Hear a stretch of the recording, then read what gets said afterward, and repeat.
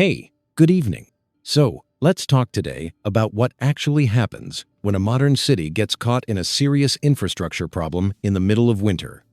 As is commonly known, even a small chain of technical failures can cause major disruptions to things like electricity, heating, and public transportation. In many places, when monitoring systems detect unusual patterns, authorities may issue public safety alerts to keep people informed and prepared. Frankly, if someone needs medical attention, temporary shelter, or basic assistance, local services often have to respond immediately, even if official reports provide very limited details. The main issue, almost every time, is the energy network, because that, is the backbone of daily life in any major city. When that network struggles, utility companies have to report outages to many homes, and in some areas, all heating can be temporarily shut off when temperatures are close to freezing point. Meanwhile, these situations don't usually happen suddenly. Often, they are connected to larger conversations that governments are already having about long-term planning. Public information typically mentions meetings focused on things like regional security arrangements, infrastructure policy, and how different sectors are managed and supported. Essentially, these conversations are part of longer processes that can take years, not just days, and are aimed at making the entire region more stable and resilient. Analysts sometimes broadly suggest that major infrastructure problems highlight the strengths and weaknesses of those long-term plans, especially during winter. Therefore, those discussions often emphasize how robust and reliable critical systems actually are under seasonal stress. This pattern has been observed in different countries over the past few years, which helps explain why so much attention is paid to certain moments. In terms of response, the basic priorities are surprisingly simple. Keep the lights on and keep people warm. The relevant ministries and local agencies typically talk about grid stability procedures and how difficult it can be to balance demand when everyone is using more electricity to heat their homes. Journalists and experts who follow these stories closely often say that the reliability of the power network becomes the #1 concern for city officials and families. Leaders sometimes say that what happens in people's daily routines, power outages, repairs, waiting, can shape public confidence and even the tone of broader conversations. So, the immediate focus is on very practical and human things, making sure people have electricity, heat, and feel that normal life can continue. In my view, it's both a logistical challenge and a real quality of life issue. At the international level, cooperation doesn't stop just because one city or country is facing a technological crisis. Before and after such events, it's common to see leaders from different regions sharing their experiences on infrastructure, energy security, and economic stability. Sometimes, a government will announce financial support packages or technical assistance aimed at helping another country modernize its systems or recover from the strain.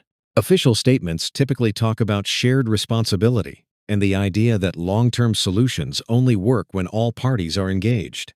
You'll often see regional partners issuing statements saying they stand together and want to work collaboratively. This kind of coordination between coalitions and organizations is a big part of how the international community tries to keep things stable. At the same time, larger institutions such as regional unions or economic blocs continue to reiterate their larger goals. The recent public messaging from these types of organizations typically emphasizes long-term partnerships, reconstruction planning, and economic resilience, rather than simply reacting to emergencies. A consistent theme is that support should not just be about crisis response, but also about building systems that can better withstand future shocks. From a policy perspective, this steady, predictable approach signals that external partners will not disengage once the headlines fade. In fact, this continuity matters a lot to investors, local businesses, and ordinary people who are trying to plan not just day-to-day, but months or years ahead. And when stability begins to erode in a region, how should the humanitarian system operate? When tensions rise between neighboring areas, the first visible pressure is usually felt on daily life, housing, local services, and the places where people try to live normally. International rules establish protections for civilians and basic infrastructure, and these frameworks should be applied, regardless of who is involved. In fact, these rules exist in numerous legal agreements and treaties. and are widely recognized on paper. The difficult part, and this is where reality sets in, is that different authorities interpret these responsibilities differently, and verifying what is actually happening on the ground can be very difficult when a crisis is still unfolding. Now, if we zoom out and look at patterns across different regions and different time periods, there are numerous documented cases where civilian facilities have been disrupted during security operations. Official statements often emphasize careful planning and respect for humanitarian principles, while other accounts sometimes tell a different story.